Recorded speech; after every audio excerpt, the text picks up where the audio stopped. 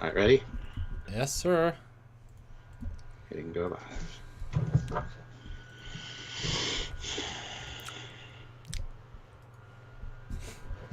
Wait, what? Stuart, Oh, yeah. we're live on YouTube. What's happening, Stuart? This is not. I'm never here now. What? How do you do that? Thursdays, yeah. It's kind of How a new did you thing. how did you make me get here? What? I was just editing something Magic. else. It's magic. As if I have no part in pressing the on button.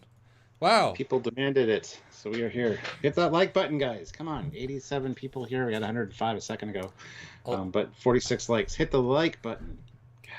Well, it's funny you say people demanded it. We knew people were going to demand it, so we planned it, put it out there, then people demanded it, say yes. So that's kind of... Yes. We were planning, we were thinking, we were logicking. Oh my god, Stuart, there's stuff to talk about! Yes, lots of new stuff, which is fantastic. Well, it's all new. Like, it's almost too much new. There's no such a thing. I mean, look at this freaking thumbnail, Stuart. Just this thumbnail by itself. If it showed you this, like, 2 months ago, or Picard Season 1, you'd be like, ooh! I'm just throwing Well, it I out already like see something that's discouraging, so... Yes! In the thumbnail. I know, yeah. We'll see. I'm going by to... the way, we got a new... before you do anything... Metallica fan 1442 has joined the channel the rank of captain early on, so thank you so much for the new membership. Thank Much you. appreciated. That's fantastic. Those Yeah. help, and we know we're going to do a lot of content during the this next 2 shows. So expect overdrive, because hey, we only produce content if there's stuff to talk about. Discovery's been quite light. Picard and Stranger Worlds, we're expecting. What's the opposite of light? Heavy. Yes. Go share. Okay. We'll get this Bye-bye. when you get back. Yeah. Maybe do a poll as well. So, yeah, I'll get up to a poll in a minute. Hold on. Guys, hit that like button. Like we have 100 people here. Let's try to get to 100 likes. Should be easily doable. Hit the like button, hit the like button, hit the like button. Also, other ways to help us out, as you just saw, you can join the channel. There's a join button there. That is a monthly way to support us. Or you can head over to Patreon/Trekyards to help on a monthly basis there. We do read all the super chats, so if you have any input or insights or questions or comments that you want us to read on the air, we will get to those. And super chats are a great way to support the channel and show your support for us and for what we do here, and it really helps us out hugely. So if you're able to, please do so. Other than that, there are links down below to Teespring Store, TeePublic Store. The TeePublic Store actually has a sale on right now, 35% off. So if you want to get yourself some cool Trekyards merchandise, now is the time to do that. Check it out. Even add stuff to your cart if you can't get it right now, or whatever. But let's see here. I just got to hit this real quick. But yeah, hitting those links, even the affiliate link for Eagle Moss and stuff, it's all a big deal. Helps us immensely. Go buy yourself some Eagle Moss merchandise and save yourself some money at the same time. But yeah, hitting that like button is a cheap, easy, free way to help us out, and we really appreciate that as well. So please do that. We got a lot to talk about today, and don't forget tonight at 10 p.m. Eastern Standard Time, I still have my regular first reaction review to today's episode of Discovery. So if you're up for the Discovery content, that'll be something for you guys to check out. But yeah. Recessed lighting in the hull, yeah. I don't mind it on the future ships. Just the fact that it's exactly like Discovery lighting now on the Enterprise and stuff is discerning. But yeah, we'll get there. We'll get there.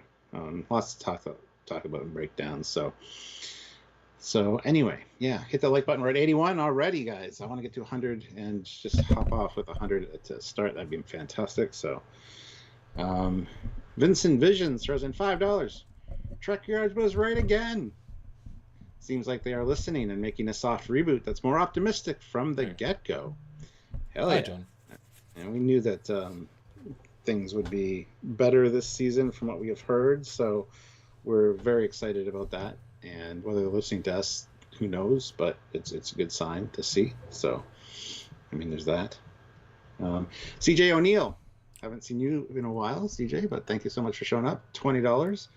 What a year. shock. Wow, thank you. I know. year 2401 time jump this season, shown one on one of the crates of wine. There you go. Yeah, all for that. So yeah, this is great way to start off. a pretty dense thing to look at today. But assume we're not going to look at it in the highest of details. It's more of a first look vibe. That's what our other videos are for, which we'll do in fact tomorrow. We're going to do direct comparisons, etc., etc. There's a lot to discuss here. People are confused whether it's a trailer or not. It's not. It was a breakdown, a 4-minute segment on the Ready Room. Yeah, and there's also a scene from Picard at the end of the Ready Room episode. So, and that is publicly on Facebook. This is available to anybody out there. This is not region locked whatsoever. And it's kind of surprising because the Ready Room is normally about this episode Discovery, but I know Picard's coming up, but that shows a lack of something if the entire thing is Picard, and a bit of Glenn Hedrick in the middle, and it's fine, but he's on his webcam, he's not even, in it. And Jordan Shredder's like, so it's not a trailer, it's a sneak peek scene, and also a bunch of behind the scenes about, where the characters are, what they're doing as the show starts out. So we got a lot of information, a lot of info dump here. So it's a very long featurette. It's like 4 minutes. It covers every single character. We see every single character. We get a massive amount of questions answered. It shows a hard reset of the season, and they just throw out visuals like it's nothing. Stuff I've been waiting for ever.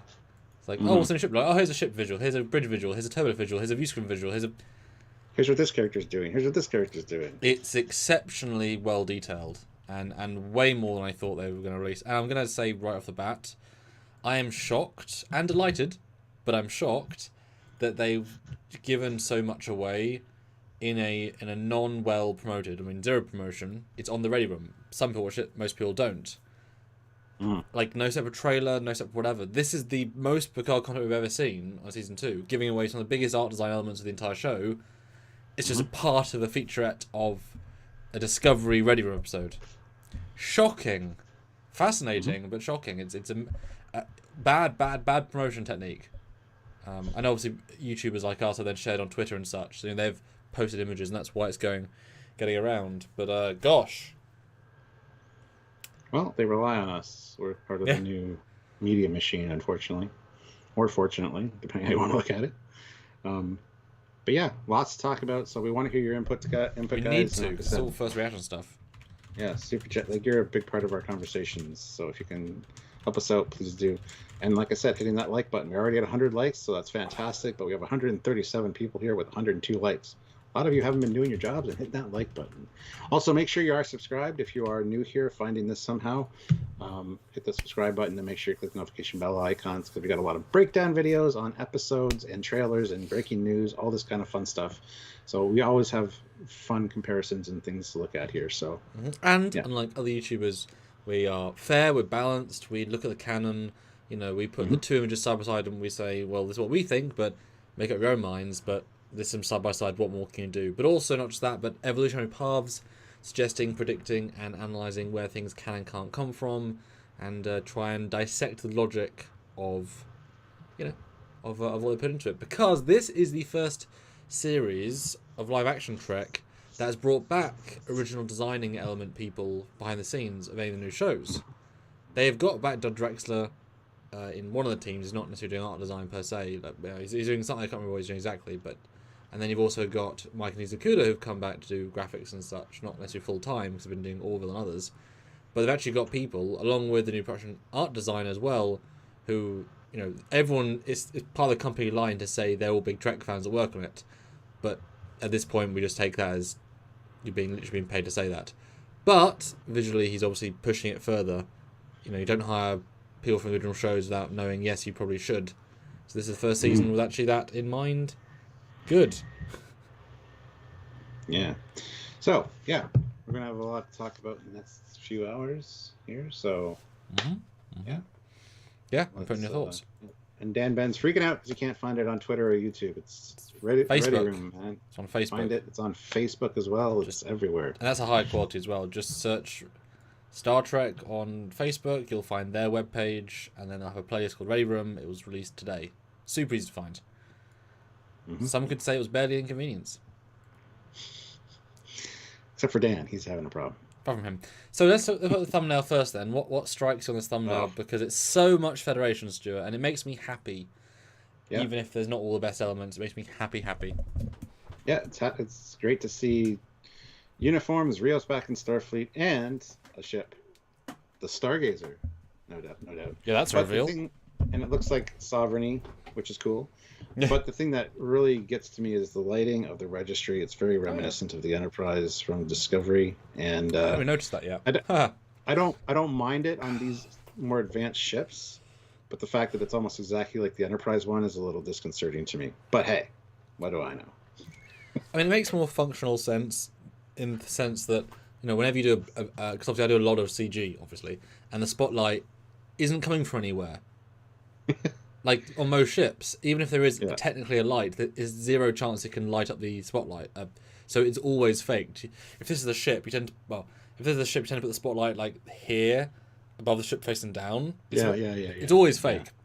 You can't achieve it with real lights. You just can't. You can with model kits and stuff. You got to put them at, like under the bridge. You got to raise the bridge a little bit and have it aiming down. Like there are ways to do it. I mean, that much gradient. Okay. You can do it on model kits, man. People do it all the time. And it looks fantastic, so... Okay. Yeah. So I hadn't even considered this. It makes more logical sense. Or Raytheon lighting. Well, that's okay. Raytheon lighting comes from underneath the hull, like you do a little light leak area, when instead of painting the whole thing black underneath, you leave a space like this around the registry, where the registry goes underneath. Shaped like the Registry, so that when it's lit from the below, it looks like it's coming from above because it's shining through. Oh, I get you. Oh, wow. Raytheon lighting's a pain in the ass. Well, that's smart. That's intelligent. That's clever. Yeah, there are lots of tricks and ways to do. Although, stuff, so. Boy, read out this poll, Stuart, because boy, whew. Let's see here.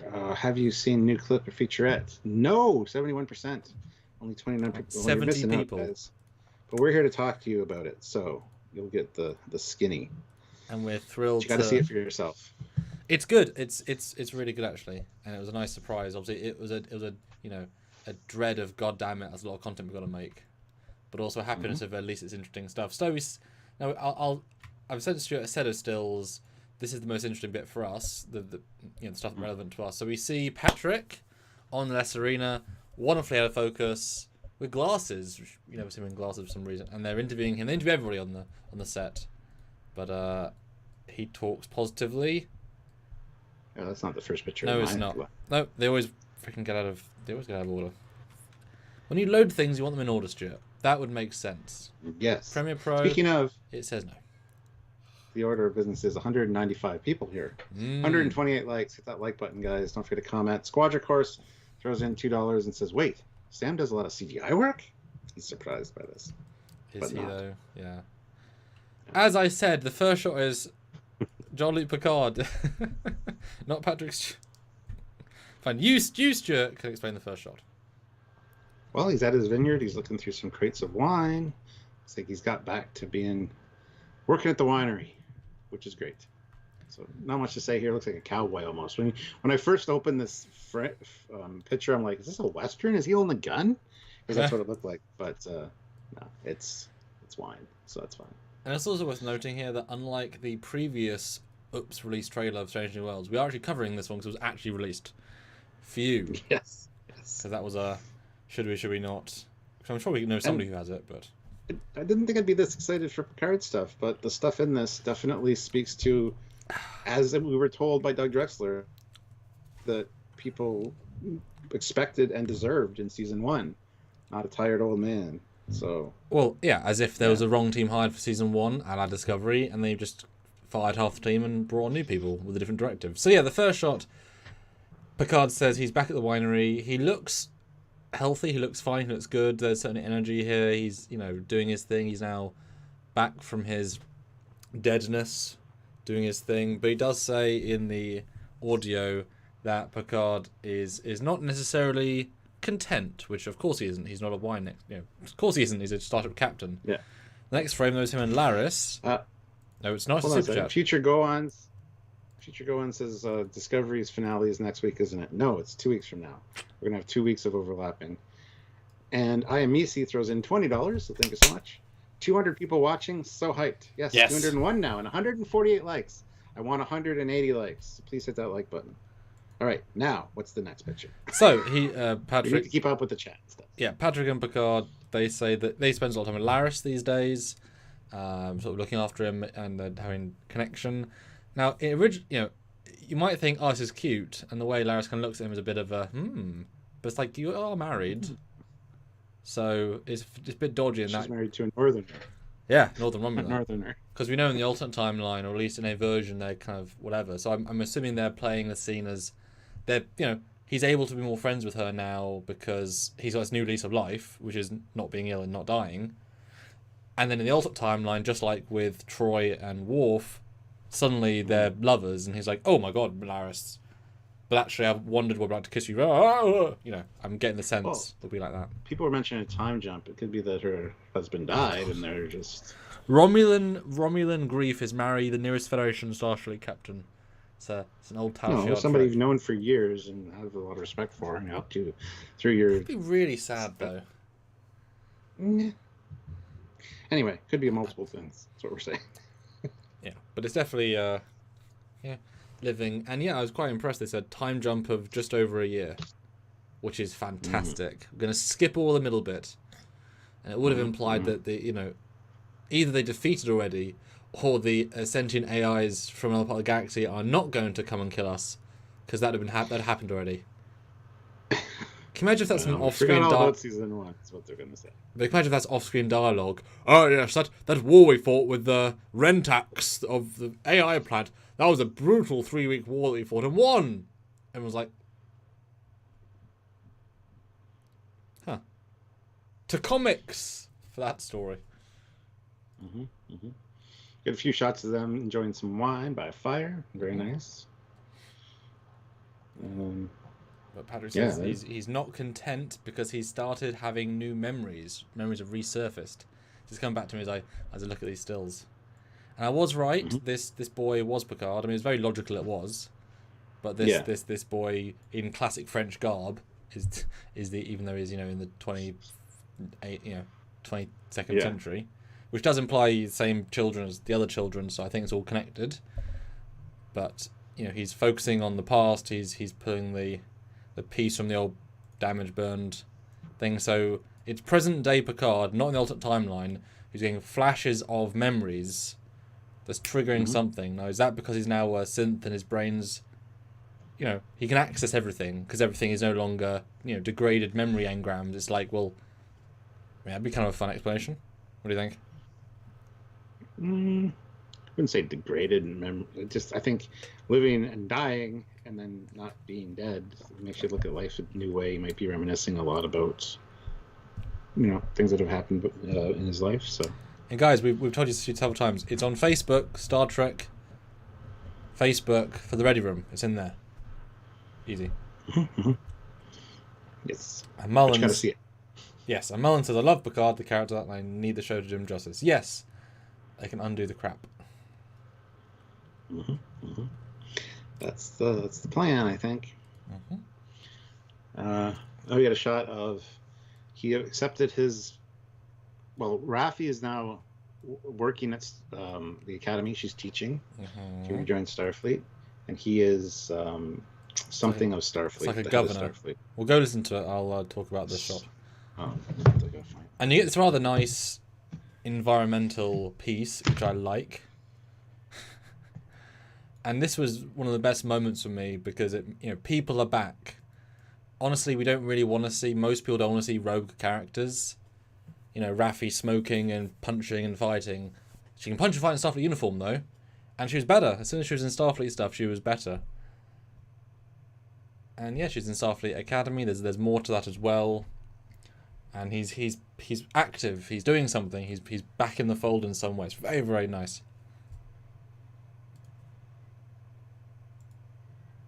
Wow, 107. Chancellor of the Academy. Chancellor. So honorary talker, speaker, teacher, man, person. Yeah. But for this, I was definitely. This got my fandom happy all of a sudden. So he's doing something positive. He's working with Raffi, and there's a full momentum of, because there might even be a time jump between the first episode and the second episode, maybe, of, you know, he's not quite happy, and so he gets a job at the academy, and they time jumped him, or haven't been there for a while. Is that a Klingon behind him? Or are you just pleased to see me? What? Oh God, no. I don't think it is, Oh, but Stuart Bard, why? first thing I thought. Oh. I am Misi throws in $5. Really like the comm badge. So glad we are seeing more of it. Yeah, not necessarily sure it's a comm badge. It could just be like a. Well, I'm sure it would be, but yeah. I think he means the normal one. Oh.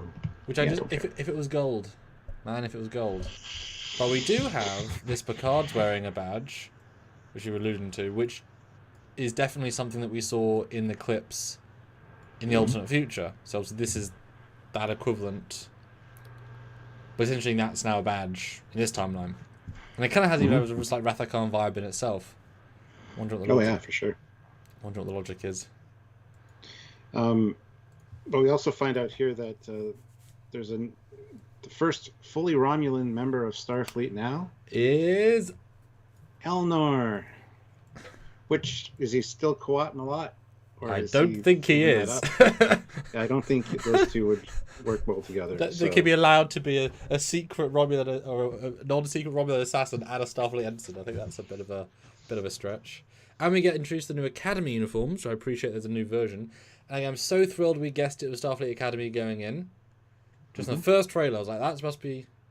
What do you think of these new Academy garb? Nice. I really do like them. We're going to have to talk about them at some point. But yeah, I like the cut on them. Similar to what we see in Prodigy a little bit. Which, that'll be a big part of the comparison with the other uniforms we'll get to, for sure. And also just... I mean, they clearly just took the Voyager uniform with the dark grey and the main colour. And in fact, they've just gone red. They're not even doing subdivision. I doubt these are all, you know... Well, would they all... I don't know. Is this the ensign or are they all in command track? Because I guess there might be maybe 3 batches of cadets, command science, and because they're all in classes. Maybe that would... Oh. Not sure. Just occurred to me. Yeah. Guys, let us know your thoughts if you want to have something to say. I mean, we do read all the super chats on air, so if you want to have your comment read or your voice heard, by all means, send us a super chat. 253 people watching, 177 likes. Guys, let's get to 200 likes now. Should be super easy and barely an inconvenience. And the Cynical Optimist has a really great... I was thinking this, but I couldn't articulate it. Chancellor of the Academy, is that a reference to him being former Chancellor of Huddersfield University, which is where he grew up? Yes, I assume it'd be very much the same vibe. But I really like these uniforms because they are just the dark grey of the Voyager version, cadet version, just modernised with their new cut. Exactly as they should be. That makes sense. And what do you think of him being in the Academy then and completely, well, rebooting the character? Good. Should have done this season 1. Simple. Well, it was hard to if he was still quite mulat. Yeah. But that's definitely the biggest sign of we're just going to reboot. Because where'd you go with that character, seriously, from season 1? Well, we didn't know. We kept saying, well, don't know, maybe he'll get killed early or something because... Yeah. It makes more sense now, for sure. Just bring him into the fold. And if you're bringing him into Starfleet fold, and 3 other characters are back in Starfleet, that's a lot of re-Starfleeting this show. Until we get Mirror or Alternate Universe anyway. But... Yeah. Well, yeah. But moving on, we see 7 of 9. She is now captain of the La Serena. She has rejoined the Fennec Rangers and is on a mission hunting a pirate to begin with when we first see her. So lots going on there. Well, she never left the Fennec Rangers. I'm not sure what she means by that. The actress. That's just what she said. Yeah. So I'm just telling you what she said. But yeah. So I don't know if her and Rafi are still necessarily a thing at this point because they wouldn't see much of each other, I don't think. Well, she does talk about that in the piece, saying they're in different worlds and everything's a bit strained. So I get the sense maybe they, each of their real lives, because it's like a summer romance, isn't it? They were on one mission, they had some chemistry, but their lives suddenly can't connect Like, it doesn't mean they can. You know, this is a galaxy-spanning life each of them have. But then when they're forced back together for the other mission, that's when they can respark. So it's probably just a case of, you know, I love you and leave you for my real life. But Summer will have fun, even if it's alternate universe Dark Summer. And happy thing is, even though she's captain of the Serena now, we still have all of Rios's holograms on board, because we see the tactical guy, the tactical Rios with the longer hair and the accent. He is in this clip as well. So we'll have the multiple Rioses. No, we won't, because she says specifically she disables all the holograms except that one because she's found them too annoying. So we're gonna get one. This one. Which we still get one, which is easier for the actor. So. Oh yeah. And it allows for that because you know the tactical guy makes sense for the tactical lady. So what do you think of her being captain of this arena? Like it. But it's not the ship anymore. We'll get to the ship in a minute, but it's fun. It's more of a Fennec Ranger ship if you really want to go there. I mean, her ship did get destroyed. This one works better as not a hero ship, really. So I'm absolutely stoked about that. But it made me wonder, where the hell's Rios? But we'll find out in a minute. So don't worry, guys. We're getting there. A bit faster burning through this than I thought as well, but the chat isn't necessarily throwing stuff up. Once we get everything out, we can go double back and talk about a few things. And hope the chat, I hope you guys speak up, because you always drive our conversations and help us come up with really cool stuff. So let us know. And don't forget the poll, guys. Well, we have 232 votes on it. Yeah, do a new poll. 245 people here, so I think a new poll would be great. I'm just finding the ready room because people for some reason can't find it, which is... New like goal is 220 likes, guys. We have 194. Ooh. You guys can, if you can't super chat or anything, a great way to help us out is just hitting that like button. We'd appreciate that. This week I open a chat. Alright, that was Will Wheaton. There's the link. Easy to find. Barely an inconvenience. There you go. But I was an interesting curveball, her being the captain, because it was just a cargo ship that Rios owned. So he's within his right to give it to her, and it's clearly a fast and capable ship, and bigger than her, small pod ship she had previously, which we assume she just took as a, help. So that's good, and it means that she'll then have a intimate knowledge of the ship when they're in the alternate future. That provides two of them with that storyline. I thought that was nice. It was weird, but nice. But non-Starfleet ship, give it to non-Starfleet. Works for me. Which I'm happy with, because. I was wondering what was going to happen with the ship. They're not going to go on adventures together now, are they? I'm glad it kind of worked out. So I was kind of, and also, I know we're going to get a lot in alternate universe, etc. But I'm really hoping that we're going to get a good amount of main universe as well.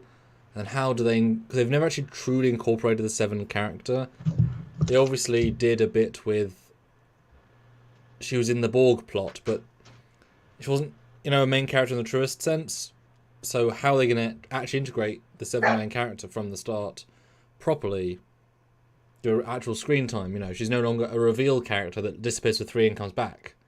A real character. So that's really interesting to see how they may or may not approach that. I got a scene with Soji or Dodge, or whatever the hell her name is. Soji. At the table. Yeah. Don't know what's going on with her. I don't think they mentioned what she's doing in this Yes, they do. They mentioned everyone. I didn't hear this part or the Girardi part, so... Okay. You're too busy thinking... the ships. No, let me listen to it while you're chatting. Yes. So in this scene, and this is the big question of what happened to... Well, two characters. What happened to Agnes and Soji?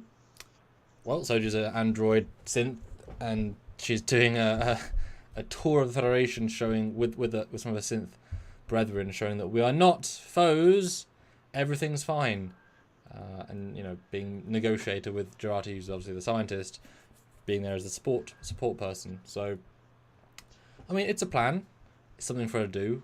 I don't think either of us are particularly engaged with this character anymore, but it's certainly a nice thing, and won't be hugely important in the show, we assume, given the context here, although it's nice to at least have a positive stance on what was a lot of negativity in the previous. Yeah, she's basically ambassador. Yeah. And the final result was 248 votes. Have you seen this new clip featurette? No! 73%. Well, hopefully you guys are seeing it now, because I did post the video in the chat a minute ago. Let's see, I'm going to ask another question. Do you like 759?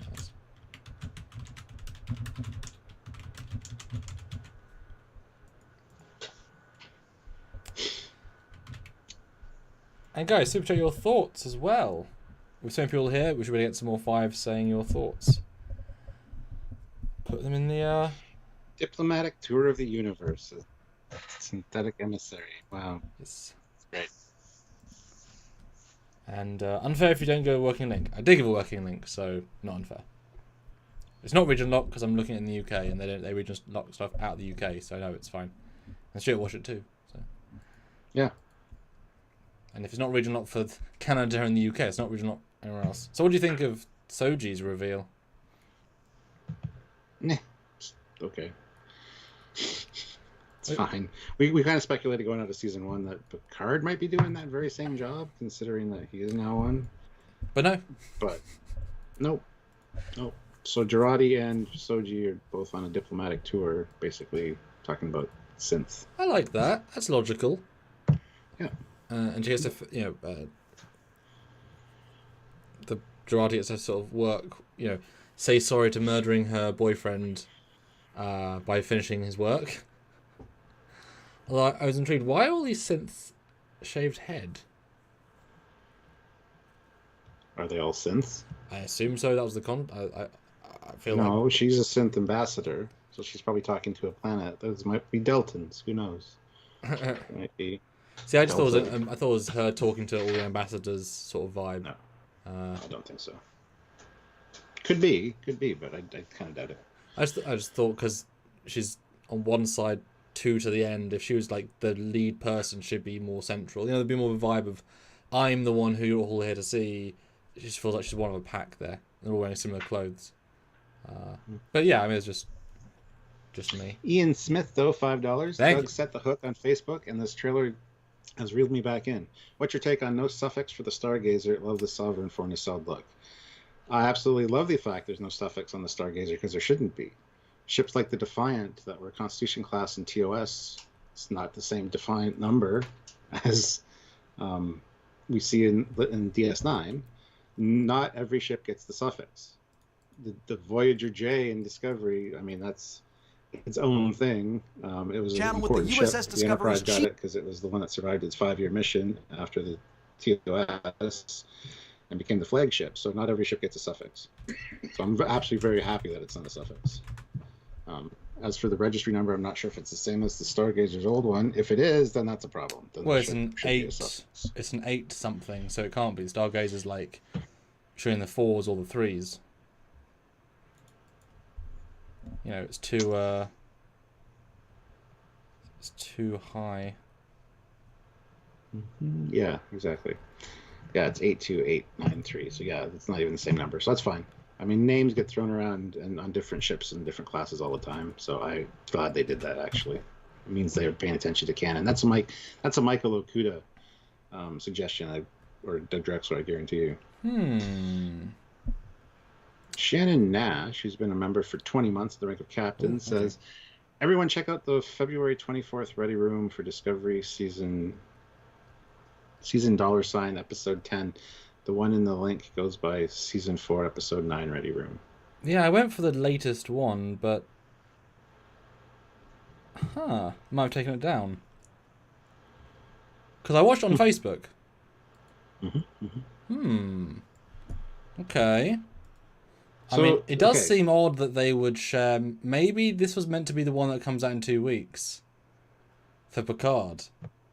Because I did say this is a weird way to give out all of the plots and not even talk about the Discovery episode. Wouldn't that be interesting if they revealed the wrong one?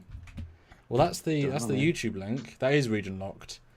That would be interesting. Maybe there's maybe a trailer coming out like in a week, and this is the feature that goes right after it. Because I assumed they'd have it. Oh, they might have taken it down. So the original Stargazer's registry number was NCC 2893. So this is the exact same number, but with an 8 in front of it.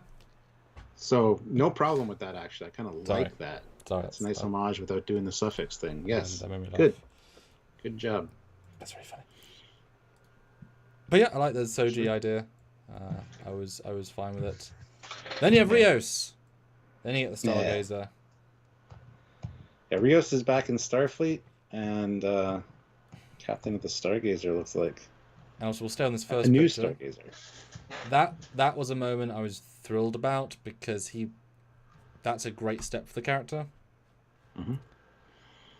Yep, and he's got a stogie. He's got a cigar on the bridge. So, I mean, it's his ship. He can do what he wants. But as soon as I saw that, I'm like, that can't be regulation. Unless it's a holographic cigar, maybe. I don't know. Yeah. And it's clear to see from this initial still there is a bridge window cut out. But, they can't avoid it. It's hopefully avoiding other ships, but whatever. And clearly this is a new ship, because 8-2 is right at the forefront. You do see phaser strips, sort of, maybe.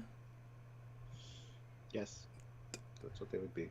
And you see Aztecing. A lot of windows. It feels like too many windows. Feels like a big ship.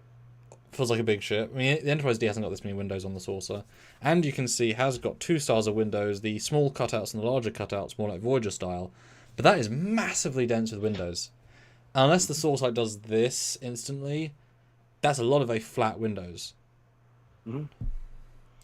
Yeah, I love the double stacked windows right in front of the Stargazer, the registry, because it looks like 10 Forward Lounge. Like, I wonder if it's going to be like the launch of the ship, and there's a whole bunch of people gathered there, like looking out of the, because you can see, looks like you can see people. Yeah. So that's interesting. That'd be kind of cool, actually. Well, that's exactly where the one in Voyager is. So, makes sense. Yeah.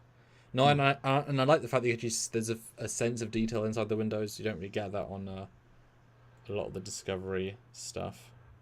But the actor Rio said such a famous ship.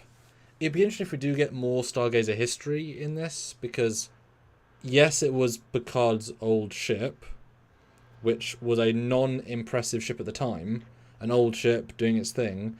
Did one maneuver with Picard, was then lost for 20 years, then found, and then museumed. So I wouldn't honestly call it like a super legendary ship. It did one maneuver. Do you not think there's lots of maneuvers on lots of ships? So I'm hoping they're going to go into what else it did. Because I wouldn't have called it... I mean, certainly a higher tier because of Picard. But, But if this is the first Stargazer in, 15 years, that'd be quite nice. And Donnie, it's not a Sovereign class at all. It's Sovereign styled. You can tell by the look of the saucer.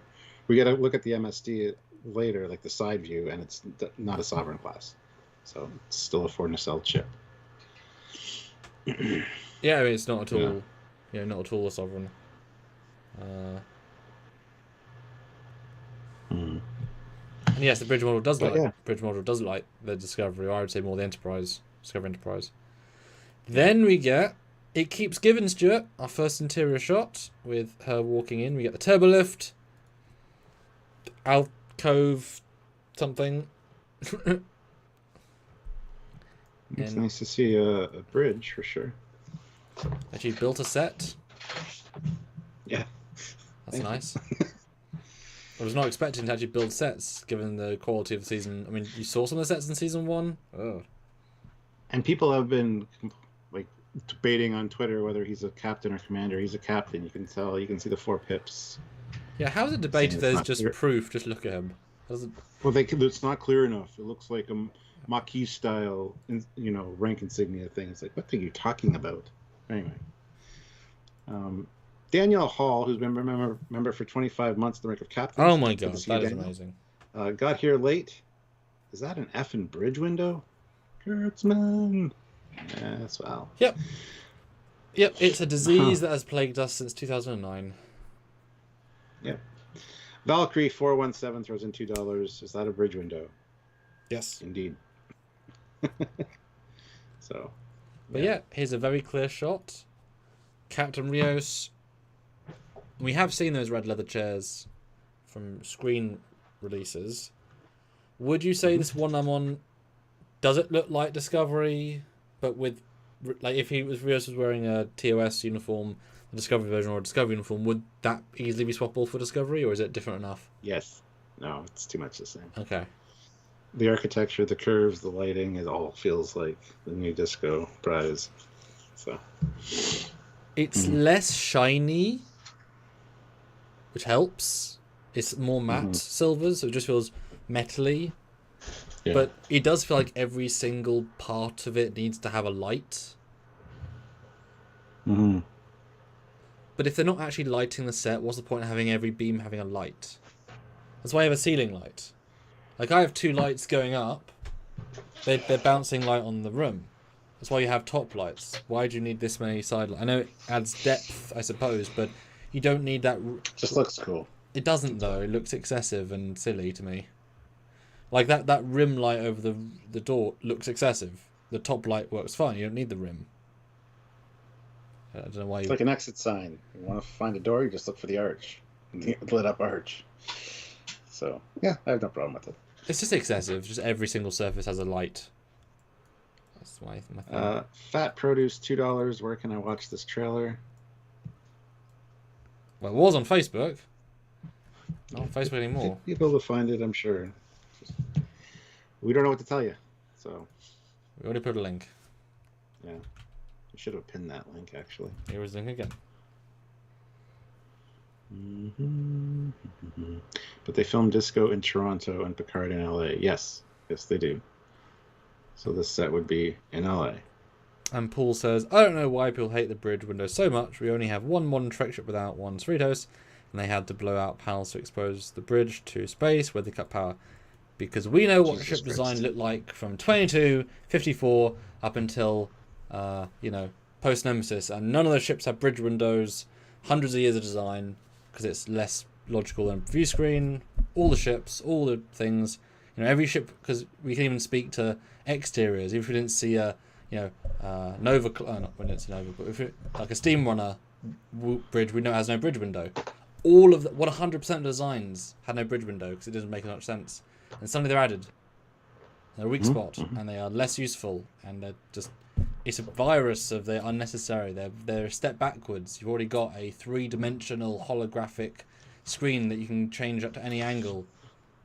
But now a bridge window where anyone can zoom in and look at you inside of your ship and lip read, etc., etc. Why?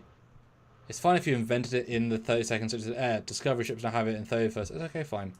But, it's just a symptom of a problem that it was consistent for 50 years and then all of a sudden, boom, it wasn't. Yeah. So there's no problem with it. That's actually a good idea, but it was never that way, so stop putting it on everything. But yeah, there we get an MSD of the new Stargazer behind them. You can see it's got 4 nacelles. And again, it looks Discovery. Yeah, those nacelles are very Europa. Yep. Because now we've got a Discovery look, and Discovery is trying to look like future ships, as in the original fleet. So it's going to be very, very interesting to see how they make it look not Discovery, when Discovery's also poisoned the well so much with John Eve's design. I mean, did John design the Stargazer A? Or the Stargazer Reef? Don't know. It is good to see, like, Okuda-style L-cars again, though. Even though they're, like, huge and blown out.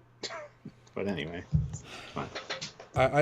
We did see another graphic that the producer man shared, where L-cars are actually on curved glass, which we did actually see in 2 other points in Voyager. I think I can see that as well. It's kind of a way of progressing forward. It kind of looks like their rear projection. They kind of faint a little bit. I don't know why they want blue. Like it does. They don't pop in the same way. They blend in to the sort of dark. I even made mine blue today for this one. Thank you. But if they were the oranges of L-cars classic, they would pop better and stand out more. Here they just blend in. Yeah. These aren't necessarily negatives. It's just, Discovery's blue. This is blue. Every L-cars is blue. Every future display, everything is pretty much blue. I know there's some red in there, but it's a bit too monotone of blue for me. David Tyler McKay has joined the channel at the rank of commander, so welcome. We got another member of the crew. Thank you so much for joining. Thank you for not outranking me. Boxker, bridge windows don't bother me at all. Yeah, we get it. It's fine. They bother us because they were never a thing until 2009, and everything since then, even in the different universe and different eras, all of a sudden is a window. Doesn't make any sense. So I'm glad you like it. It's fine. If it was that way from the beginning, awesome. But it wasn't, so it shouldn't be. End of discussion. Sorry. Anywho, so we get a little rotating of the ship there, so you can kind of see a side view as well, but it just worries me. It looks so Baran-like, actually. Oh. Yeah, it's flat with some nacelles on it, which look super close to the one. And there are other views of this thing later. What intrigues me about this, though, is that you can see they're at red alert, and there's a photon torpedo at that console, so that's, I guess, tactical, which is giant. But the dialogue, though, is Rios talking to Jurati, saying we've basically Discovery Season 4. We've seen an anomaly, and we've been sent to go look for it, and we think you should come along because you're important. Which I guess implies they traveled all the way to her planet she was on to grab her. Maybe. I mean, she's a cyberneticist. She's good with artificial life, so it has to do with that somehow, I guess. Have to, yeah. Because an anomaly doesn't quite equate to that. Or is it a cheeky excuse for them to make out more? Yes, this cyberneticist, will help me with the spatial anomaly. No, she can't. But, Doctor, meet me in the crew quarters, deck 6, cabin 42, in 9 minutes. 47. Yes. Because they were a thing vaguely in Season 1. Vaguely. Yeah. Spiked Psycho, great name. $20 super chat. Good to see a lot of new names here, so please make sure you subscribe to the channel, guys. Bridge windows aren't a terrible idea. You want visibilities. A ship with its shields down is dead anyway. Enterprise E had no bridge window, but it's still got the hull ruptured by weak shields and Nemesis. Yeah, the bridge windows were so not a thing pre-2009 that the Enterprise didn't even have a view screen. It had a freaking wall that they had to turn the holographic view screen on. So they didn't even have a window there. It was a wall. So, and yes, it doesn't matter if it's a weak spot or not. Anything is a weak spot when your shields are down. It's just, goes against all the design language of Star Trek 50 years. That's the problem, really. But SWGS says, Bridge is a redress of Strange New Worlds Enterprise's bridge, hence inclusion of window. They're not remotely the same. Not at all. And they're not going to fly the cast down for that. One's in LA and one's in Toronto. Donnie says Strange New Worlds is produced near Toronto. No, it's produced in Toronto. I am near Toronto. Trust me, it's in Toronto. Yeah. So, yeah. No, it's nice to see a real bridge, though. And it's surreal, isn't it? It is, yeah. Because we literally haven't had a proper Starfleet bridge. Because the Zhenhe was a redress of Discovery Bridge with a lot of green screen. Looked like it. Give no credit for that at all. This is actually a bridge. Unfortunately, a lot of the stuff looks Discovery, but it's not as shiny. But when they already go that advanced looking, it's hard to kind of reel it back a bit. At least the uniform colour helps a lot, because obviously you look at these and you think Voyager, closely Voyager, like almost Voyager. So at least your brain says, well, it is post Discovery. But it would be kind of funny to do like a Photoshop of swapping his uniform to Discovery and see if anyone noticed the difference. Oh, yeah. Because if you did that, you'd be like, well, the L cars look a bit odd, apart from that. Yeah, it looks too much like the Strange New Worlds Enterprise, sadly. So, and I like the actor's comment here. He says, when you think you get out, they pull you back in. And I'm so thrilled he's back in Starfleet, even if temporarily. I think that's a really good move for the character. Because if you only left because of the trauma of having his captain shot, which is horrible, and that secret burying him alive, then now that entire thing's resolved, and he's now got the personal backing of Patrick Stewart Picard. So, that he's not been famous. Yeah, he's been vaguely famous. He's the pilot of the ship that did the thing. Well, 319 people here, which is amazing, guys. Make sure you're all subscribed. make sure you click the notification icon. And we have 243 likes. I want to get to at least 280. We can probably do 300 with that many people here. So please hit that like button. Bill Devers throws in $10. So thank you so much. Obliged. Apparently, smoking on the bridge is now allowed. Weren't there no smoking signs on the bridge in Star Trek Wrath of Khan? Yes, and the motion picture as well. No smoking in the transporter room. Yeah, it definitely goes against Starfleet regulations. But hey, he's the captain. He can do what he wants. Plus, like I said, maybe it's a holographic cigar. Who knows? Oh, that'd be a hell of a thing. Will that be impressive? I mean, he does know holograms. But Mr. Anderson says, he quotes me, not remotely the same for the bridge, other than the alcove, Turbolift alcove being a direct rip-off, but sure. I mean, it isn't, though. We haven't seen... All the color... Yeah. All the colors, all the lights, the lights everywhere. I mean, there's a lot of similarities. I mean, they'd have to literally break the entire set, because you can see in this view where the Turbolift is, there are no monitors on the wall. They have to rip that apart. They have to close out the... I mean, you literally have to take the entire set apart to put it back together again. I remember the Strange Worlds has wall-to-wall displays with blinkies, with lights. That would be an extremely big job to disassemble it to this point, to just put this in. At that point, it's not cheaper necessarily, but it's certainly easier just to build a new set and have it standing for weeks. You would not redress it to this extent. This is not a redress. This is a We've cancelled Strange New Worlds. You get the set to redress and destroy. That's the level. You wouldn't do it like this. Well, let's move on a frame or two because we get a shot of the view screen and it's a wide view screen, and the bridge looks huge because that Helms guy or ops guy is miles away. And thank God for the anomaly they chose green instead of blue, because blue's being used by Discovery's anomalies this season. So I picture that you have things to say, but we'll get to those in just 1 second because we have a super chat from Mark Lawrence. Good to see you. Thanks, Mark. $5. Looks like I'll need to watch with my TV's brightness at max. Computer maximum illumination. Okay, what's your problem with this next shot? Well, Shannon says, bridge seems fairly normal size, not huge, which is fine. Cut to this shot. Yeah, it's ginormous. Could just be a camera angle, I guess. But look at the size of that view screen. For this window. Yeah, for this it isn't, though, you can tell, because that's not a very wide angle lens. Literally, it's so big that you have both con and helm and two secondary consoles and then the wall. That's why that's probably the Enterprise E's entire bridge width is just the window.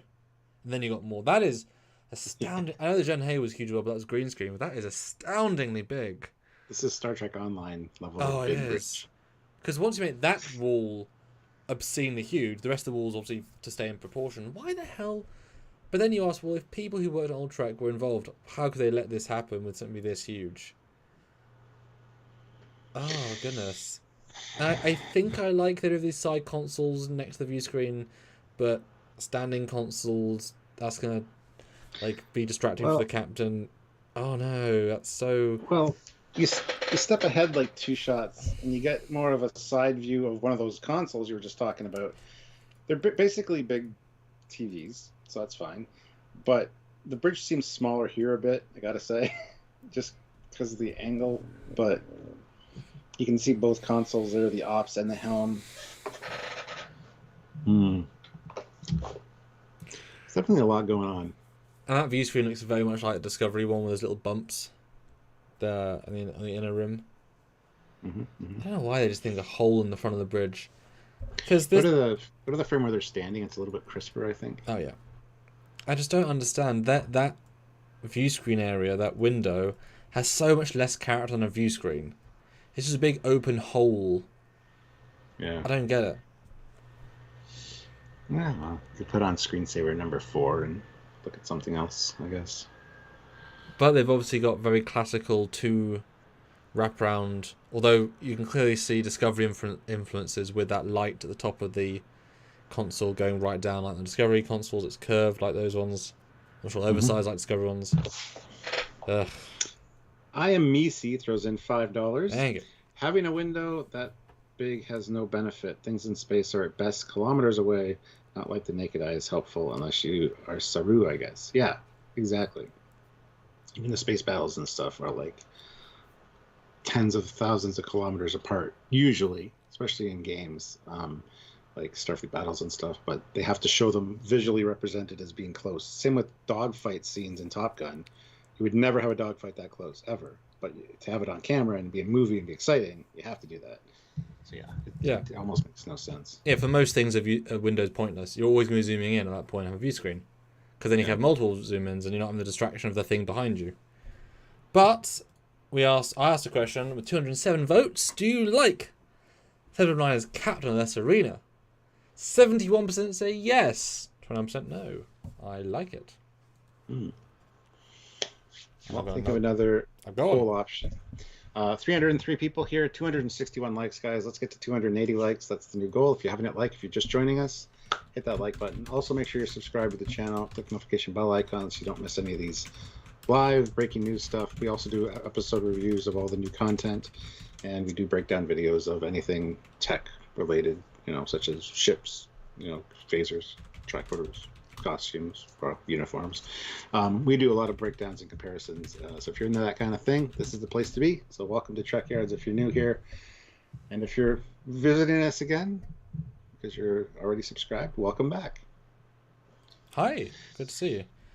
But what I will reiterate, and I want to go back once we at the end go back and look at uniforms and such. It is so nicely this sort of vibe.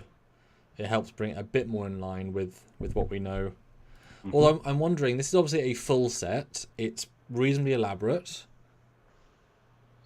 If we're spending a chunk of the season in the alternate universe, you've got to assume that the evil Stargazer will be chasing them. Yeah. Because you're not building this entire set for 2 episodes in the prime timeline, the classic version, and then just walking away from it for 13 episodes until season 3. So I'm assuming they'll be chased by this as well, or some such.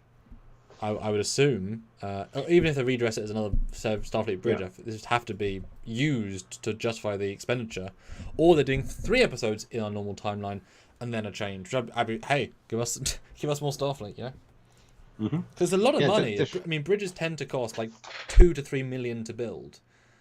Yeah. That's why the Enterprise bridge I think was like 4 million or 2 or 4 million, and that was they basically the episode's budget.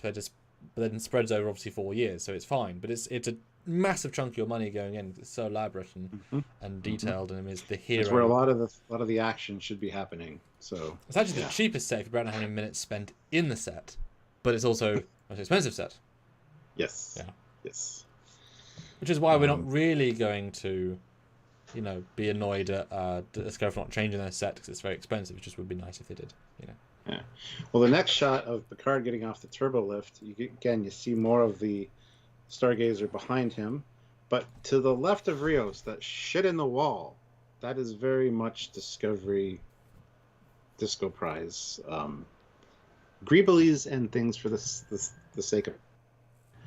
So, yeah, the aesthetics are very similar, unfortunately. But hey, it's all good. Because what do those things do?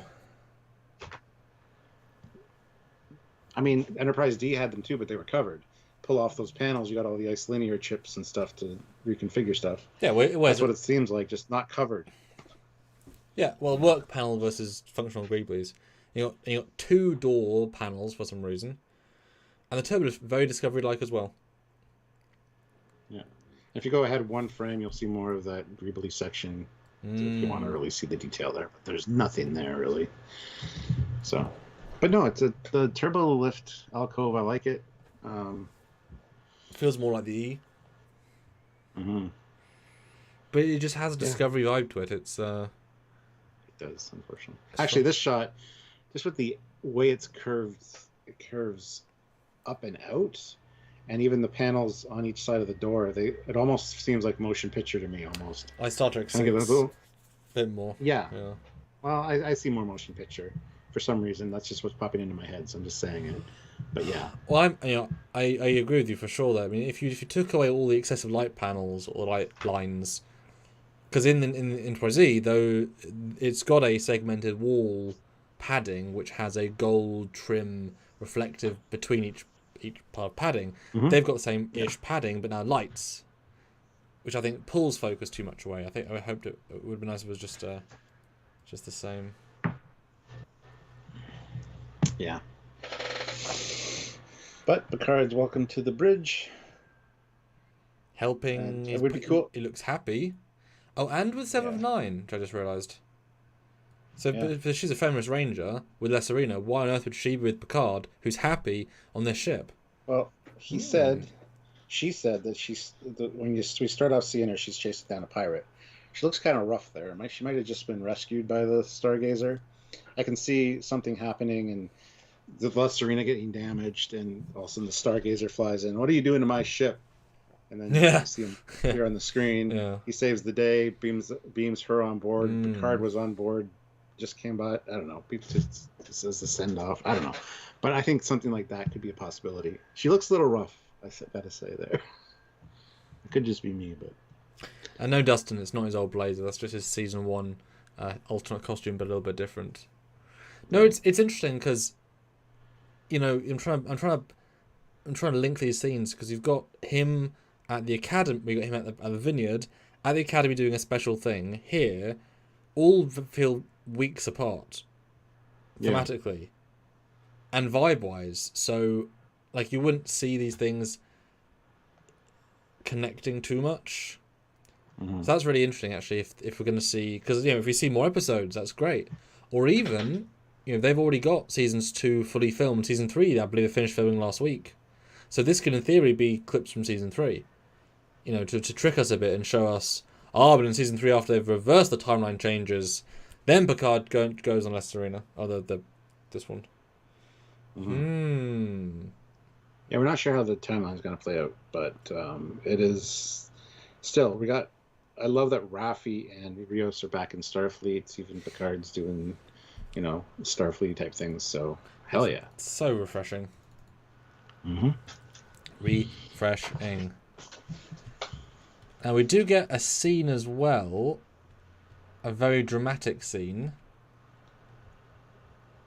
But I want to save some of the stuff for our full breakdowns because those are going to be fun.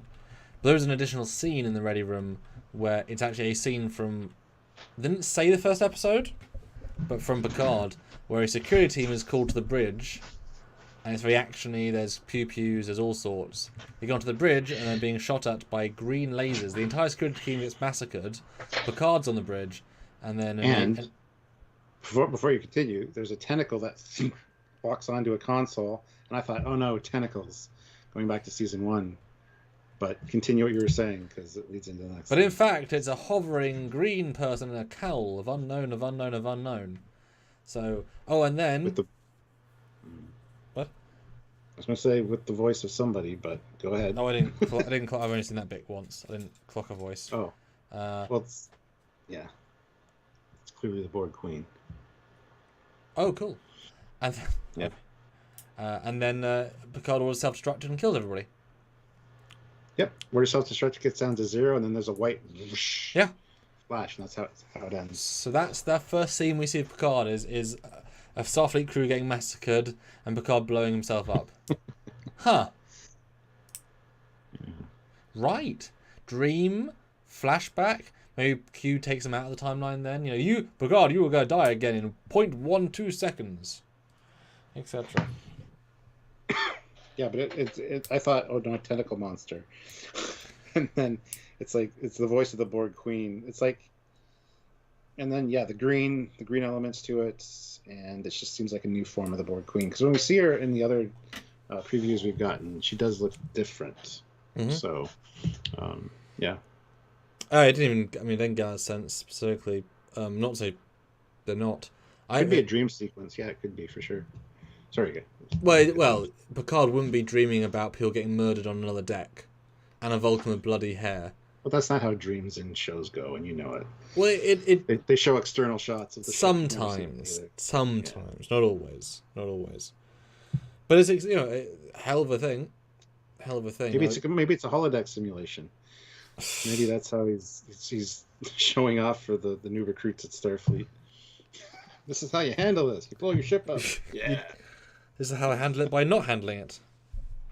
But Rios was there as well, so it's real confusing, which is great. I mean, obviously it might make sense. We'll get there when we get there. But I'm rewatching it now, and yeah, pretty dramatic. I'm having the pew pews. Well, the Borg Queen's got 2 plasma rifles, has she? Feels very odd. And Alison's there as well. So the entire. See, it looks like a. Frames in front. Yeah, it looks like Doc Ock. Is what I thought, honestly, when I saw the frame. Yeah. But as soon as I saw a tentacle lock onto the console, I was like, oh, because it was always coming through the last bit of the first season, tentacle monsters. Yeah, well, I assumed it was. Honestly, it makes more sense than Borg Queen. You know, if this is the closing scene of that arc, is that now we're down to 1 and they're in the bridge. It's like, what? Okay. We just find... There's 2 stills I want to speak about instantly. Well, while you're looking for those, Future Gohan says the white flash makes me think of Tapestry 2 when Picard died. Yeah. If it's the moment of his death again and Q shows up. But, yeah. I mean, sure, I'll buy that. Well, it reminds me of a lot of when Burnham watched the ship get blown up and control what they did, and then we did. I can't remember why they had the vision. I guess the time stone. You know, Thanos was there. But I mean, that'd be great if we see that timeline die, like not literally, but like it go really dramatic, and then Q takes them out and says, so just so you know, everything's going a bit screwy. I'm going to help you go back. But there's 2 shots. Here is the Borg. Well, here's a tentacle creature, otherwise known as Doc Ock. I mean, really close visual. But in a cowl with modulating green light, it doesn't feel like a Borg Queen. It doesn't, but like we said, I mean, she's looked different in the other shots we've seen of her as well. So who knows, man? Next evolution of the Borg or something. Kirsten Montgomery, how does he have command of the self-destruct? He's an admiral. I would think even retired admirals would have some ability. Because presumably if he once he was reinstated in some way, he was, you know... Yeah. That's the least of our worries at this point. That makes the most sense. Hezraz. The moral of the story is, don't kidnap the Borg Queen and let her run freely on your ship's bridge. These is a... Fair option. Okay. Fair thought. I got an idea. Yeah. We know we've seen in the other trailers, the Borg Queen's on the La Serena, and Jurati finds her. Could it be that during maybe Seven's mission was to bring Jurati back to the Stargazer, picks her up, and the Borg Queen gets on the ship somehow. The Stargazer comes in to save the day, beams them aboard, and that's all part of this. They beam the Borg Queen over as well. I don't know, just grasping at straws at this point. But it's hard to tell how the story is going to go from what we've seen. Well, it's impossible. Yeah. I mean, it's not hard. It's just very much impossible. But I mean, Federation Bridge. I want to see it. I need to see it. Gimme. Yeah. I want it in my life. Jay English says, "What's the black green object in the window? New Borg ship?" No, I mean it's a green anomaly. Could be caused by something coming through a rift or something. Well, sure. It was in the original thing. I would probably say it would be a Borg ship. Tell me if I'm wrong, but when we go back to the operations officer standing up, and if you watch it, like click it through like it's a frame, does it not look like the green stuff is coming through the view screen and coalescing? A little bit, yeah. I mean, it's reflecting. Yeah. It looks like it's coming through and like forming behind him as they turn to welcome Picard onto the bridge. Because there's definitely a big hole in space. So maybe it is an anomaly. Maybe it is an anomaly that is linked to the other universe, maybe, or another time, maybe, or Delta Quadrant, and maybe a single Borg ship comes out. Maybe it's a Borg, new ship. Queen comes in, wreck shop, a pissed queen, a queen that's asserted new sorts of power. Mm-hmm. Ben Luna coming in late. Uniforms changed to the New Generation style. Not exactly, but more inspired by Lower Decks, I'd say. We'll talk about that in a few minutes, but not quite. Mm-hmm. And we'll have a lot of breakdown videos and stuff for this as well, guys, which will be bite-sized, edited ones that you guys can watch at your leisure. So make sure you're subscribed and notified. You know the routine.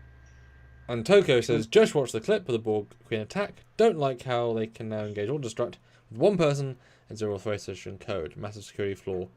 Well, it's an edited down clip to do something, so I'm sure the scene's longer and there'll be other things. I'm sure he'll look over to Rios and say, authorization, Rios 111, and then look to Gerard. You know, I'm sure there'll be a scene there. Yeah. 296 people here, 287 likes, guys. I want to get to 300 likes. It's another 13 likes. If you're just joining us or you haven't hit like yet, please consider doing so. Feel free to super chat a question or comment or a thought that you guys have about this. Any speculations, any theories you want us to discuss. That's what we're here for. You guys are a big part of our live conversations, so we really appreciate We'd love that sort of theory. But I asked the question, do you like that Rios is back in Starfleet and captain of the Stargazer? 85% like it. 15% don't. Phenomenal. Phenomenal. And Robert Westfall is the 288th like. Thank you, Robert. We're almost at 300 now. We're at 292, so hit that like button if you haven't. And Picard may be dreaming. Absolutely. Yes. Could be a lot of possible things. Could be something that Q is showing him. But might be in his future. Unless things get changed or something. Who knows? Lots of possibilities. Super Coops, who's been a member for 25 months at the rank of Commander. So thank you, Super Coops. Good to see you again. Thumbs down for Bridge Windows. Yes. Well, Christian says, sudden idea. What if the time travel shenanigans are only the first 2 or 3 episodes, and the rest of the season is completely separate? I'm down. If done well. We would like to see multiple storylines. We don't want to just focus on like being in the past for the whole season. We already talked about that. This is like 2 more seasons of Picard, because season 3 is the last one. So I would like a few adventures with Picard scattered throughout. That'd be nice. It would be nice. Bit of time travel, etc. Maybe we might get something. So we saw the star. I mean, hopefully the Stargazer in the original teaser with the Golden Stargazer isn't them saying, "Look, a Stargazer. We've got a Stargazer." Hopefully, this implies that maybe even this Stargazer might go back in time and find that Stargazer. Can you imagine if this Rios and old Picard go find young Picard and we get a de-aged Stargazer Picard? Yeah, I'd be fine with that. That'd be a hell of a thing. Wow. Yeah. Or even multiple timelines. See a TOS era Stargazer as well. It's the only other ship that's personal to Stewart. Patrick Stewart, yeah. But that'd be really cool. De-aged young Picard. I mean, his face is so different to how it was back in the 80s, obviously. And he couldn't sound the same, unfortunately. That's really out of his range now. But I'd still like to see it, you know. Yeah, so I mean, lots here to break down, guys. If you haven't seen it, try to find a way to see it. A lot of people have been saying they can't find it, so I don't know what to tell you guys. And it's so strange. I did see it posted on Facebook, and it's not on Facebook anymore. So It was a massive mistake. We might get in trouble for. But yeah, they've still got last week's up, and they always do them straight after. So very, very strange. And yes, that's the Stargazer. Yes, it is. That's the Jericho.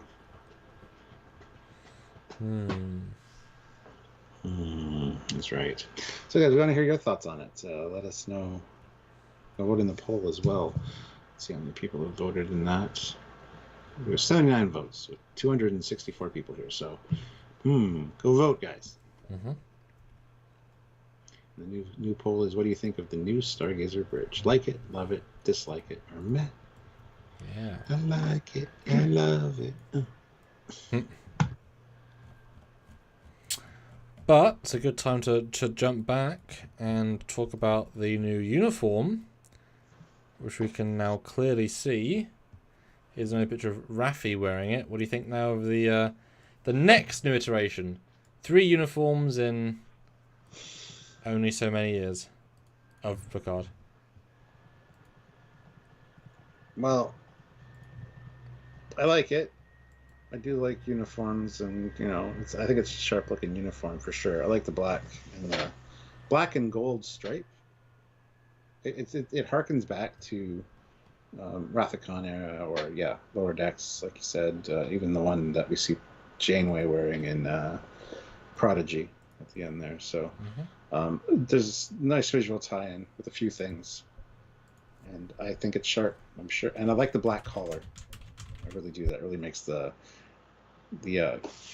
command or the commander pips pop there. So no, I think it's a fantastic looking uniform. How about you? You're the uniform guy. Are you gonna be getting this one? Yeah, just sending a quick post message. 1 second. Yeah, I feel bad for cosplayers everywhere that need all the Starfleet uniforms, like Sean Ferrick and our very own Commander Cockings here. But guys, 307 likes. Let's try to get to 320 now. Another 13 likes if possible. And I sent you the message. So yeah, my thoughts. I mean, I'm very happy to see it's retaining the Voyager-esque-ness and the same as last year. I'm pleased that for the first time, and I'll say this again on the breakdown, we've actually got some synergy for the first time. That all 3 of the shows now post Nemesis are all having the stripe pull apart line. Lower Decks started it. Depending on production order, Picard continued it, and Prodigy did it as well. All 3 now, which does combine to all good things, which is important because that is a future uniform. Links to Wrath of Khan. Everyone has an opinion on Wrath of Khan, but it now sort of links together these 3 shows very directly. And so us as a uniform breakdowners, Lower Decks is no longer an outsider, and they must have communicated between themselves, because you wouldn't design this without thinking about the other ones. And it does work with the yellow or the coloured stripe, and in fact it's hard to see because these shots are close-ups. In the scene, you can see that line actually extends down into the trousers. So they've similar to Wrath of Khan, but way thinner. I do think though that the undershirt feels a bit too polo necky. It's not crisp because it's a different fabric. That I would definitely change and improve. But I'm really freaking happy the pips are back where they should be, because it works 1,000 times better. If only they just made the com badge gold, it would have made another big jump. But it's it's busier. Even just the Delta part, leave the background silver. That's fine, but well, the Delta's normally it shouldn't all be silver. I know, but even if they reversed it here, as long as there's gold and silver, the fact that it's all silver or gray, it's just annoying. Yeah, I get what you mean. But and it looks as if it was just gonna be the ceremonial uniform from early in the trailer, but actually is everyone's uniform everywhere, which is great. Yeah. But no, it's good to see Starfleet Academy. I mean, we called that. We called a lot of this stuff leading up to this, so it's nice to kind of be proven right at some points. So yeah, our breakdowns are always fun, enlightening. So yeah, and this was a real vibes. And I was watching the Ready Room because I was just like, well, I want to watch it out of interest. I was like, wait, what? Because literally I saw Glenn was on it, Glenn Hetrick. I thought, oh, what's he going to say? I'm like, this isn't Discovery! And the lack of fanfare. I mean, if it's been taken off Facebook, that's interesting. Because, normally I can watch Ready Room after I've watched my episode of Discovery, but before you've watched it to review it. That's the time I can watch it. And it's already, a whole day later, give or take, and hasn't been put back. So, very, very strange. And Phaser Face, great name, by the way, Phaser Face. They kind of look like Generations Playmate toy lines a bit. Well, those were based on the early concepts for the uniforms, costume changes for just Generations. Playmates kind of jumped the gun on that one with early concept stuff to get them out the store. Same with their Enterprise E. Their Enterprise E is the concept version, totally different than the final one. But yeah, and it does have a lot of similarities. Yeah, because Lower Decks then used that as a baseline for theirs, and now it's but there is similarities to the future alternate uniform. Yeah. Sergeant Roadkill throws in £2. Thank you. DW. Don't worry. Henry Gold Pit. Oh, don't worry. We can go gold pips and delta in STL's version. Nice. Nice. If I was on screen though. It would. Say. But at least got no new comm badge, because the comm badge is good. It's just wish it was gold. Yeah. But no, what I like about this trailer is it feels positive. It feels fresh. Feels total reboot of season 1. The only thematic connection, I wonder if you'll agree with that, is just there are synths now. That's it. Everything else is a total refresh. And I guess Feminist Ranger, but that could have been any organisation, you know. Yeah. Just a Picard being a synth, so yeah. I don't know if that's going to be acknowledged. If it's not acknowledged, it's a shame, but it's also a good thing at the same time. I think it's a Q thing. Q is going to acknowledge it and maybe change him back or something. It would be fun. But yeah. And Elnor being a young Starfleet cadet, that's interesting. I kind of like that. Don't know how much of a part he's going to play in the story. We do see him running from stuff. That's his one scene we've seen. Yeah, well, so it looks like he does come with them. So well, the thing is, it brings him on a more similar.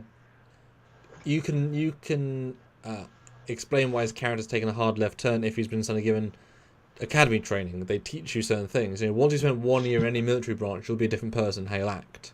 It's called training. What I'm a bit confused about here is that the academy is 3 to 4 years. It's been 1 year. I don't say these guys are graduating, but you know he's just started. Well, I do like his look though, much more I think than his first season. Something about the look, I like him better. Well, yeah, even the cadet uniforms are just crisp. They look good. In fact, that would have been a perfectly acceptable current uniform if they'd put pips up there. Black, obviously, not rather than dark grey. Joseph Barbado throws in $2. Thank you. How do I see this trailer? Sorry, just got here. There's a link pinned to the top of the thing. Might work for you. Depends where you are. Might be region locked, but yes, it was on their Facebook, and it's no longer on their Facebook. Now I'm interested in this broad scene because we have seen it before, but it's got a logo that I do know, but I can't remember. Federation, Starfleet, Starfleet Academy, Vulcan, Cardassian, Ferengi, Bajoran. Also has Klingon. Yeah. I mean, it would make sense that Martok would make us all peaceful allies. Are we going to get some sort of acknowledgement? Don't know if they've mentioned Klingons in season 1 of Picard. If they're at the Academy, would it not be shocking to see no Klingons? I mean, there's an Orion on the right of the Elnor shot with green skin. You've got several Andorians. I mean, will this be their cheeky, oh, there's a Klingon? And it'll just be a Klingon. There'll be nothing else to it. Because surely that's got to be... Well, surely we've got to see some Klingons. Like I said, the guy that was behind Picard in that one scene, nope. First thing I thought was Klingon. Nope. But I know, I hope it's not, but I mean, purple, he looks like a Discovery Klingon. Sorry. Hezraz, though, really good comment. You ready? Oh. Anytime Elnor failed a test, he says to the teacher, choose to live, sword. That's why he did it in a year. Yeah. Fantastic. Yeah. Fantastic. Choose to live. That's hilarious. Yeah. Yeah, the red and black flag on the left there, not quite sure what that is. I recognize the logo, but I can't place it. What do you guys think? Tell us what it is, because I don't know. Let us know what that is. And even the one right beside the Klingon, between the Klingon and the UFP flag, is that the... I think that's Tellarite, because they Tellar, yeah. I think so. And no, it's not the Andorian one, because the Andorian one is on the other side, I think. I think we saw it in one of the earlier trailers. Because we did name all the flags at one point. I just can't remember what that one was. But it was a nice vibe trailer. We've seen... The last trailer was better, was dark, but not too dark. This is so nice to spend the entire thing on Starfleet stuff. As of the other shows were massively lacking the other Picard season. I just really hope it's not just going to be 1 or 2 episodes. I want to see this positive stuff. I want to see, I think it's going to be the first episode. I know you do. I know you do. Not being an asshole for saying that. I know you're not. I just, yeah. And yes, that is the Tellar flag by the looks of it. Yeah. Good stuff. Now, who is this person attacking 7? Because I was gonna... Someone in headgear, I don't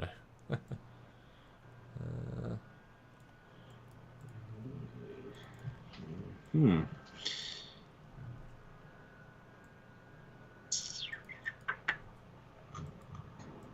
As for the red flag, I'm not quite sure. The black and red. But yeah, that's up to you guys. What do you wanna bring up? Have us have debates, etc.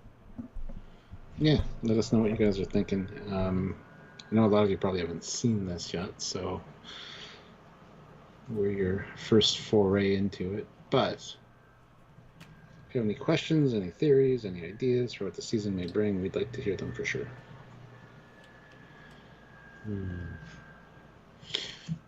Let's see. Good Tea, nice house. Throws in $5, so thank you so much.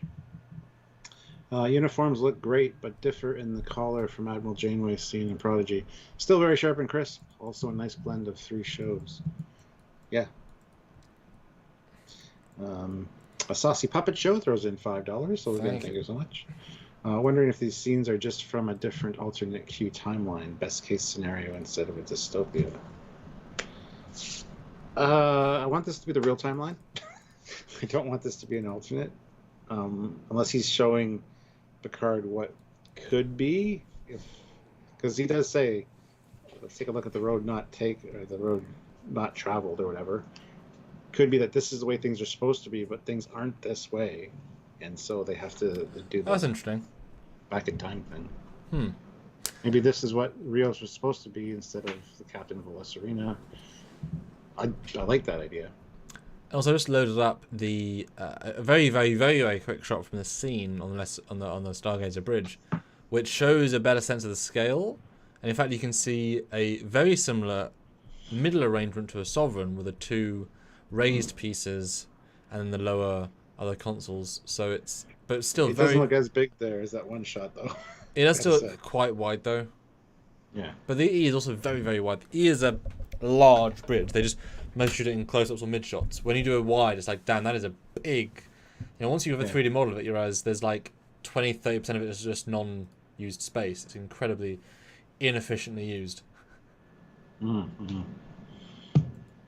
Well, it is great seeing different shots of the bridge. It is.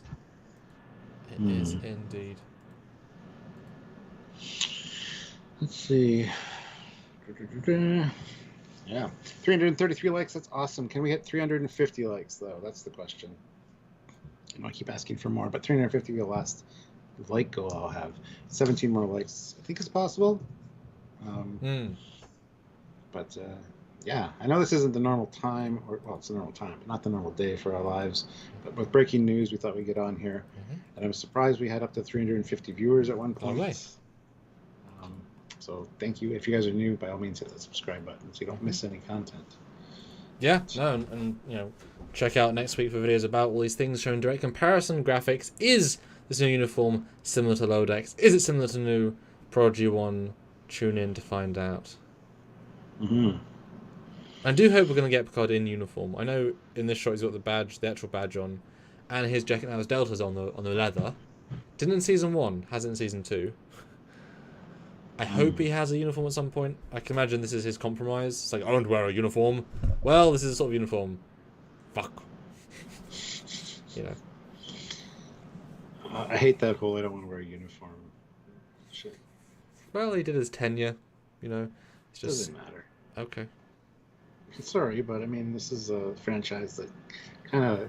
The fandom wants that, so just put it on. It's not that difficult. And he looked good in the future one. Yeah. No, it's not a redress of the Enterprise. Very different set. Yeah. Yeah, his jacket is very reminiscent of the uniform he had when he resigned from Starfleet. Same kind of style. All that as well. Yeah, that weird slit. Which would make sense if it's like the off-duty version. But it's weird because he had he had a similar uniform to this when he was on the Elnor's planet. It's another different one with the same fabrics, with a slit in from the other uniform. Weird.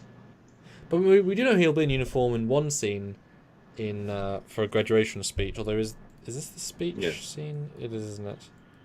At the start. Yeah, so he's going to be in uniform for that scene at least. So Yep. which is interesting because if he's a governor and yet full uniform, that means also that would imply he's given admiralty again. You'd think. I would think so. Yeah. Yeah.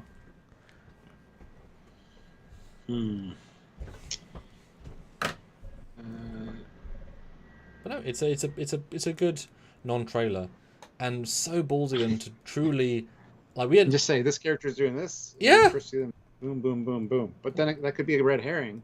Like we assume that's the position they're in. Meanwhile, this is all like never happened and should be the way it is, but it's not. You know what I mean? Like it's something they would do. I think to kind of throw us off. So anyway, we're gonna see some goodness anyway. Yeah, and just that. Yeah, it's just fun to be able to, because now we know these answers. We can think, well, where are they going to go? Because this is 2 seasons worth of story. But a proper captain of this arena of the Stargazer is fun. They wouldn't do such a hero thing without being in more episodes. If this is going to be the new hero ship that Picard is on for a while, that'd be great. This arena in the alternate universe, this is otherwise. Give us a sense of it. Mm-hmm. Yeah. Good tea, nice house, $5. Would you guys be upset if the 2-week overlap between Discovery and Picard is a connecting story about a multiverse as hinted in Discovery? Just curious. It's a good idea. It would explain the overlap for sure, but I'd kind of be upset because I don't want the 2 shows to necessarily link together unless it solves some issues that we've had over the last few years with Discovery and Picard, just with correcting things that shouldn't be. I'd be fine with that, I guess. But it'd be a nice crossover for sure.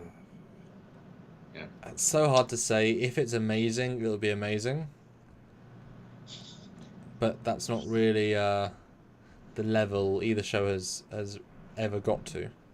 They haven't inspired that kind of faith in them. No. Honestly. No, that's tricky. But just the overlap is doubly odd though. At all, because then you've got this epic inclusion Discovery, and then potentially an epic intro, which will be very prime Star Trek feeling. It's like, why so much? Frank Scani says in the Ready Room preview, I noticed that the entity does not call Picard Locutus, but calls him Picard. What if they co-opted 7 of 9? I'd buy that, sure. She's still got some Borg implants, so. Well, she's in the yeah, but she's in the room early scene. But But then it almost looks like when they turn to greet them, they come on the bridge. You see the green stuff looks like it's coming through the view screen almost. So maybe it like hits her and ooh, I'm stretching. Yes, you are. That's what we do here. But yeah, I mean, good trailer. Happy days. I just want to see the Starfleet stuff. It's so important to what we are and who we do. So yeah, lovely to see. Yeah. Let's see. So we're coming at just over the hour and a half mark, but for 4 minutes of content, it's not too bad. I'd like to thank everybody that's here. Even if you're new here, welcome. Please subscribe. But yeah, we got a lot of discussions like this coming up with. Hopefully, Picard is going to really deliver. This look at it makes me a little too optimistic. I don't want to be disappointed now. But I'm thinking. I know expectations have been raising with each one. Yeah. And unfortunately, with high expectations comes more chance of disappointment. So, but hey. Should have gone in knowing nothing and just be a fantastic season. Be like, oh my god, this is amazing. We've heard little things here and there, and But either way, Discovery's been okay this year. So this will at least be more interesting. Yeah.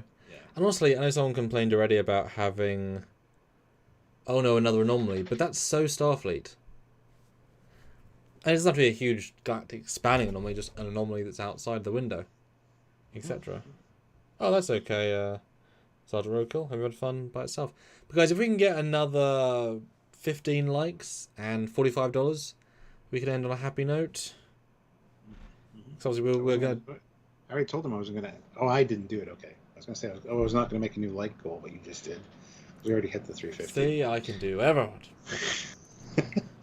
Yeah, another 45 in Super Chats. We do have the last Super Chat slot, if anybody's interested, right? Because we're not at our minimum yet, despite 300 people here. So really, 45 goes to our minimum. If you can help with a few fives, please help. Yeah. But Stuart, do you want to read out the poll results as well? Oh, yeah, I forgot about the poll. What do you think of the new Stargazer Bridge? 60% say they like it. 20% say meh. That's second place. 13% love it. And 6% dislike it. So that's actually a pretty interesting outcome there. Yeah, I'm really intrigued by that. And someone just mentioned the Halo TV show, which comes out exactly 1 month from now.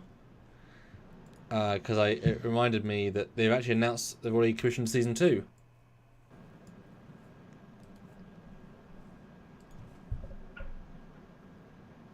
They've already commissioned a season 2 of the new Halo show. Already? That seems to be the new way to do things, though. Well, it's actually cheaper to do 2 because then you can invest in the sets for 2 years, and it makes all the investment cost less overall, even if you're spending more to make it. But if you're only doing 10 episodes a year, to create a 10-episode story, it used to be 26 a year. You could have a lot of good stories, now a lot less. But we might talk about those, who knows, in batches. See how good it is. Yeah, I'll be watching it, for sure. Nice. I watched For All Mankind, I watched Game of Thrones finally, I'm watching Foundation right now. So, kind of catching up on things people have asked if I've watched. So, yeah, nice. I want to stay on top of the Halo thing. And Peacemaker. Peacemaker was really good.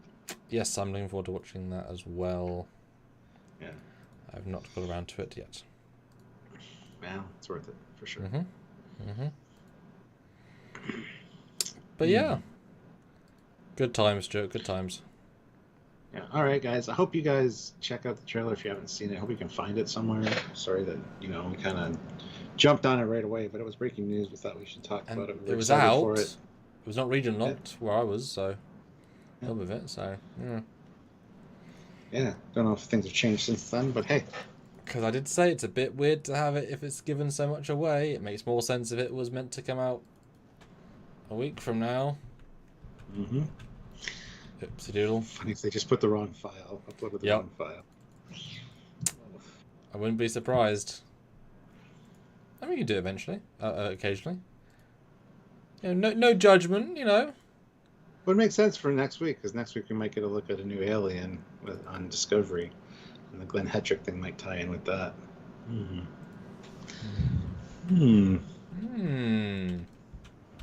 Anyway. Right, I guess I'll make your thumbnail, Stuart, now for what you're doing tonight.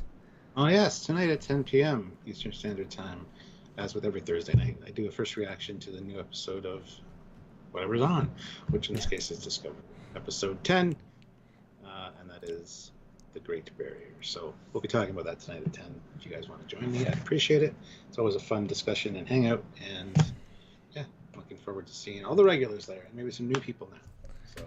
And it probably isn't a spoiler to say they may or may not reach said Great Barrier in the title. Might be a pretty important part. Yeah, or might just be a medium part. Or they might not even get there. They might get there at the very end. Or maybe they explode beforehand. Yeah, like, oh look, Great Barrier. Let's cross that next time. 400 quatloos of the other thing. Dear me. Anyway, guys, I guess Good Tea Nice House will be the last Super Chat slot. So congratulations on that. Yes. And thank you, everybody, for watching. Hope you have yourselves a great night. And join me tonight if you're able to. And tune in tomorrow at 4 p.m. Eastern Standard Time for our review of the complete review and breakdown of that episode. So. And then expect many videos breaking down extra bonus things, etc. in this trailer with all the graphics you expect. So I'll see Stuart tomorrow morning to film all that stuff again. filming in the morning, but it'll be fun, I think. So until then, here's... Oh, Trekker says, just tuned in. When does season 2 air, please? Next week. Next Thursday. March 4th, I think. Yes. Yeah, so... anyway, guys, as he was saying... Tune in next time, all that jazz. So he is Captain Foley. I am, and he is Commander Crackings. I am. Bye, guys. See you guys in the future.